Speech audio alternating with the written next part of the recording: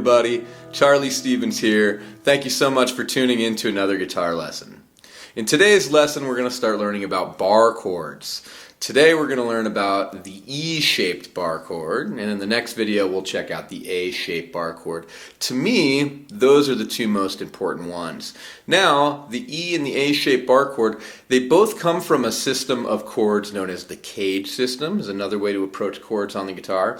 Now, I'm not the biggest fan of cage system because there are other methods that I think are a little bit more complete, and for a thorough understanding of the chords I think you have to go a little bit deeper than cage system. But cage is pretty cool, and the two most useful ones that come from that are E and the A-shaped bar chords. Okay, so a bar chord is when we take a finger and we squish down multiple strings, basically. So when we learned our F chord, we learned a mini bar. We had two strings that we had to use one finger to squish down, right? So there's actually names for all these. I can't remember what they all are because nobody really uses these, but it's something I saw in a book one time. It's the mini bar, this is like the half bar, all the way up to the grand bar, which is across all 6 strings. So that's the one we're going to learn about today, the grand bar, how to squish your finger down across all 6 strings, creating a bar. What that does is it basically moves the nut here. So the nut is where the strings stop, right? That's where the open strings are. So I can't move chord shapes because that's a really cool chord we did look at actually. But like the open strings don't move, they stay here, right, if I move the shape. So I would have to move the nut as well, which is actually what this thing at the end of my guitar called a capo does as well. So that's a whole nother thing we can chat about another time. A capo sort of does the bar for you, so you don't need to use a finger to do that, essentially. But bars are really helpful to know. We really, if we really want to be a good guitar player, we really need to check these out at some point, okay? They're a little bit tricky, and they're something that we usually wait until we're, not brand new beginners, but usually we check out our cowboy chords first, our open position chords. But we've done that on this channel. We've learned most of the important open cowboy chords, so I think it makes sense to start checking out bar chords, okay? So the E bar chord is going to be an E shape, okay? So this is the E shape, and a second ago I was just kind of moving it around. Sounds cool to just move it around, but all these open strings are still there, right? So that's an exotic chord. This is not an exotic chord. This is the exact same construction as this chord, but now just moved up. I also moved up the nut here. I also moved up the open strings by barring across the first fret. Okay, so this is an F chord in this case. We learned F like this, and we can see all the notes of the F we learned are in this bar chord too. It's contained in there. So this will let us get bass notes that we didn't have before, so we'll get a different sounding F. So that's cool. We'll want that F in the bass sometimes, and it's really good to know this one. It's also good to know because we can move this one anywhere we want and play any chord with this shape. Okay? So when we're doing a bar chord, we want to try to use kind of the side of our finger, not like this part of our finger where it's really fleshy, but if you touch your finger, you'll see on the side of it, it's a little bonier, right? So instead of laying it down like this, I kind of tilt my hand just ever so slightly to kind of get on the bonier, harder part of my finger to get a little more support. Now, one time I told that to a student and they were a little confused because I think they took it too literally. We're not actually putting the side of the finger like that because then my hand would be facing this way, right? It's still, still like this, but we're just kind of rotating towards that side of the finger. This is like when you stand on the outside edge of your foot, You're not actually like standing on the side of your foot, you're just putting your weight sort of on the outer edge. So that's kind of how I like to think about this. We're kind of, leaning into that. So that's one thing that will help the bar chord be easier for you, okay? So the first thing we're going to do is just make a bar without any shape under it. And what this will do is let us use these fingers to kind of help and squish this finger down here. So I have the bar. I'm going to do it on the first fret. We can do it on any fret. First fret, and now I take these fingers and I push them onto that bar to really help it squeeze down. Now I'm going to try each one. I don't want to hear stuff like that, right? In the middle, these ones you can't really hear them, okay? And that's a normal thing I've seen students do when I'm teaching them this, and our fingers want to kind of bend this way, right? They don't want to stay straight. They kind of have this spot here on the opposite side of the knuckle where it kind of goes in a little bit, and that's usually where it happens for people where that won't be supported enough because it's kind of popping up like that. So you do want your finger kind of flat so we can get all of the strings. If you're having that happen, then the strings that are under that part of the arc won't really get depressed, they won't get squeezed down, and therefore it won't really work, right? So anyway, you can help by taking your fingers and squishing that down, making sure you got it, okay? Now, that helps us squeeze. We also have our thumb in the back to help squeeze. And that's good, right? That's involved. We are going to squeeze. However, that can be like sort of the wrong way to approach it because we're just trying to squeeze the heck out of it. And really, there's another tip that I'd like to show you that I don't see get talked about very often, but it's just such a helpful way to understand how to do this. And it has to do with the weight of this arm against the guitar over here. So if I rest my arm there and I kind of let my shoulder relax and let the weight of my arm go, see how my guitar wants to go that way towards you, right? So it's kind of like a teeter-totter effect, a seesaw, right? We can push this way, and that will make the guitar go that way, and I can take this finger and I can kind of pull back. Again, I'm just kind of relaxing the weight of my shoulder and letting the weight of my arm kind of pull back. So I actually can do a bar without any of my fingers. See how my thumb isn't even in the back there? I can get a clean bar without even using the thumb. And that's because I'm putting a lot of weight on this side. Now this side is just kind of pulling it back, right? This kind of thing, okay? So that's something I definitely want you to think about. The side of your finger a little bit, where it's a little bit bonier, and also the weight of this arm to help, so you don't just have to give it the death grip, because that's going to be very fatiguing for your hand. You don't really want to just squeeze the heck out of it. But a certain amount of squeezing is necessary for this too, especially in the beginning. It's going to be tough to get, and then once you get it, you'll have it, okay? And you'll be able to play any chord. So it's definitely a worthwhile thing to check out. Okay, so that's the first step, making the bar, getting it right, kind of the side of the finger, getting the weight of the arm over here, squeezing with the thumb on the back, letting these fingers help, and just getting all the strings. You can do this at any fret you'd like.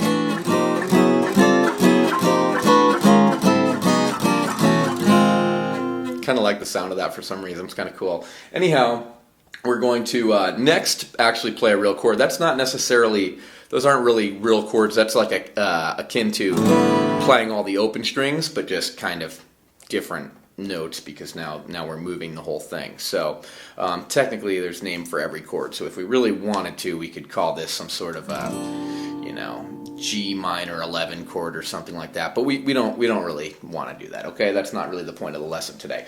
That's just a technical drill to help us squeeze this down, okay? Now, once we got that though, now we want to try not to let these fingers help and be able to do that themselves. Now what we're going to do is make an E shape on the other side of this bar, above this bar. So, let me show you how I did that. So first step to that is playing an E chord.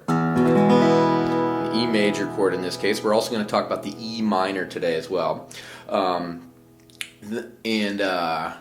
Then we can use these fingers instead. So see how I did the exact same chord. So in an E major chord I have open, second fret, first fret, open, open.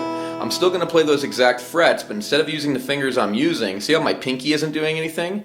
I'm going to shift my fingers so now my first finger isn't doing anything.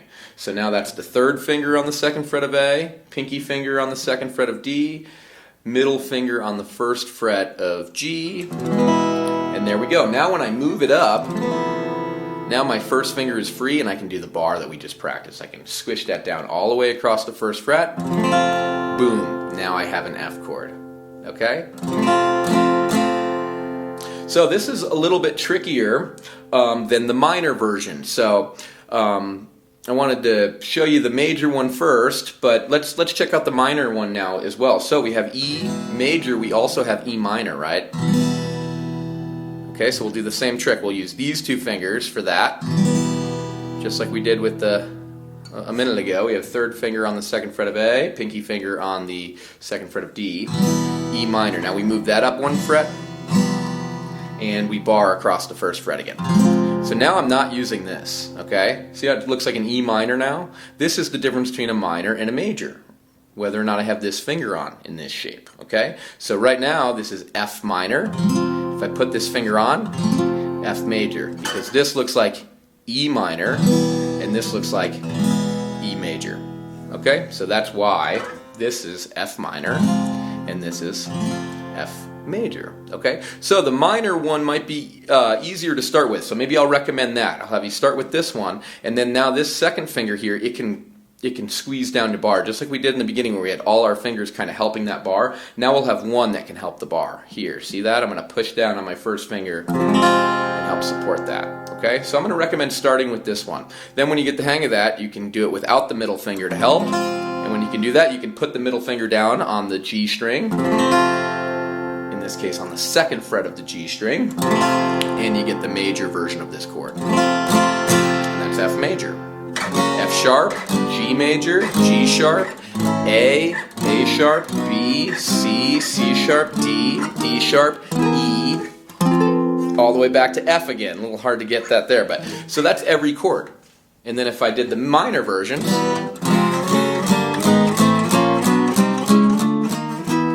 do every chord in minor, right? So now we know how to play every single chord. Pretty cool, huh? One shape, or two if you look at its minor equivalent, will give you every single chord. So that's why these are very useful. So how do we know what chord it is? Well, we look at whatever note is on the low E string, okay? Because it's an E shape, either E major or E minor, that means the root is going to be on our E string, our low E string. It's actually the same in the high E string too, but I like to think about the low E string where the bass is, okay? So if I'm playing an E chord, I have an open E. That's why it's E, because it's got an open E. When I'm playing an F, this note on my E string is now on the first fret. Well, what note is that? We know E is the open string. If we're going through our musical alphabet, what happens next? Does E have a sharp? No. It's one of the only ones that doesn't have a sharp, right? So that means that this is F. So that means that if I put an E shape under a bar at the first fret, I get an F. Okay? That means that this is F sharp because this note here is F sharp. So if I play a chord here, if it looks like an E major and the root is on the E string, it's an F sharp major.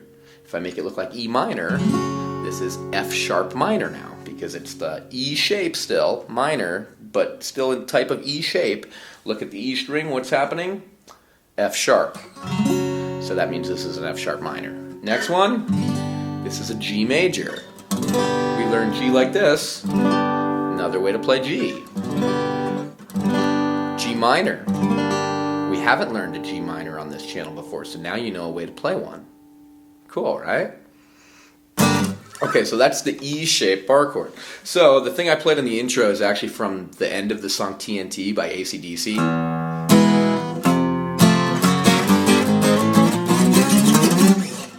That was one of the first songs I learned on guitar. Maybe I'll do a lesson on that video at some point. But anyhow, that was one of the first songs I learned on guitar, and it ends with that bar chord idea. So now that we know that, we can do that. It's a pretty fun thing to try. So your main takeaways from this lesson is how to do the technique of the bar, squeezing down all the strings, and realizing that we can do an E or an E minor shape. And wherever we move the bar, we have to figure out what note the bar is at, and that's the name of the chord. Okay, so let's do a little quiz or whatever we should call it here. But I'm going to do this. My bar is at the 5th fret, and I'm playing a chord here. So what chord is this? Okay, well, first of all, what shape does this look like? In E, is it E minor or E major? Well, this finger's down, so that means it's E major. Okay, now I need to figure out what note happens on the E string. Okay, so I look at the E string, my bar is on the 5th fret, so that means that the E string, low E, is being played at the 5th fret. Well, hey, we learned that one from tuning. We learned that at the 5th fret of low E is the same as the next string. What is the next string? A, of course, right? So that means that this is an A note. So that means that this is an A chord. What if I wanted to make this an A minor chord? Take that off, make this look like an E minor shape. It's still rooted at A, so it's still an A now. So now this is A minor.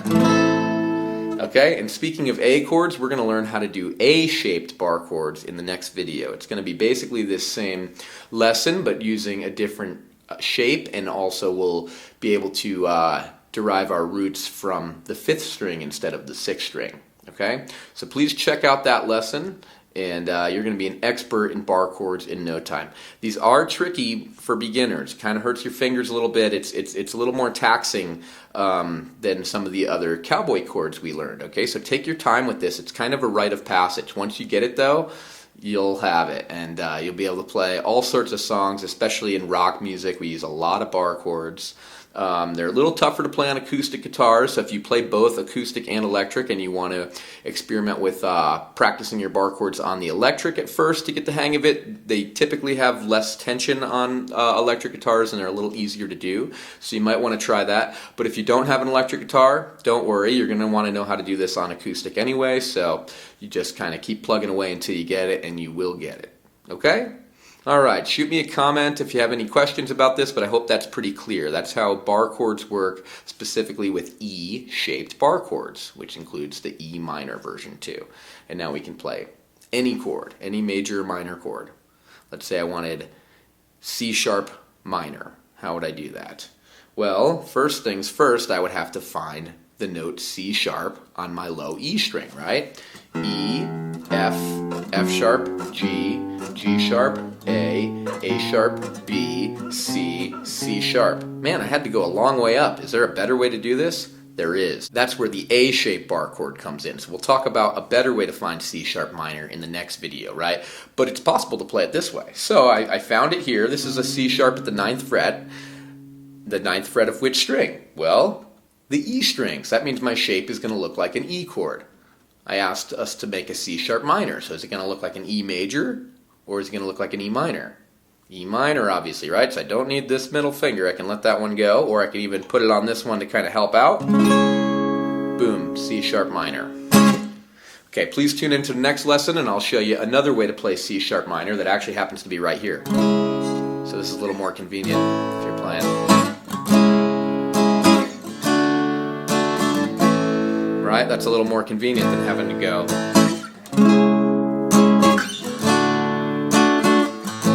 Both are C sharp minors, both are possible, and we'll know how to do both of those by the end of the next video.